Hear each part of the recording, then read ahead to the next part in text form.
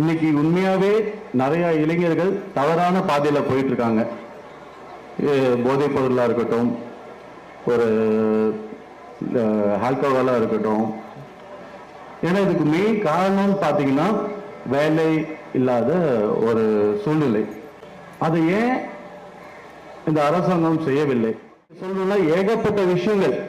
ஒரு தமிழனா, ஒரு இந்த மண்ணில் பிறந்த ஒரு மனிதனா, நம்ம முன்னோர்கள், நம்ம மன்னர்கள் இந்த தமிழும் இந்த மொழிக்கும் இந்த நிலத்துக்காக அவங்க தியாகம் பண்ணது கொஞ்சம் நஞ்சம் இல்லை.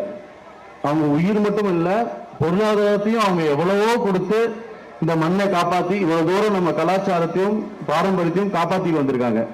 இன்னைக்கு இருக்க அரசியல்வாதிகள்லாம் பார்த்தீங்கன்னா நம்மளுக்கு என்ன கட்டிங் ஃபர்ஸ்ட் போனாலே இன்னைக்கு நான் அரசியல் வந்தேன், இன்னைக்கு ஒரு பதவியில் உட்கார்றேன், எதுக்காக அரசியல் வரேன், ஒரு காசு நான் இங்க செலவு பண்றேன், இந்த காசை நான் எப்படி எடுக்கிறது, இந்த மாதிரி நோக்கத்துல யார் அரசியல் வந்தாலும் மக்களுக்கு என்னைக்குமே நல்லது செய்ய முடியாது. இந்த அரசியல் இளைஞர்கள் இதை காப்பாத்தலைன்னா அடுத்த தலைமுறைகளுக்கு இது ரொம்ப பெரிய ஒரு பாதிப்பா ஆயிடும்.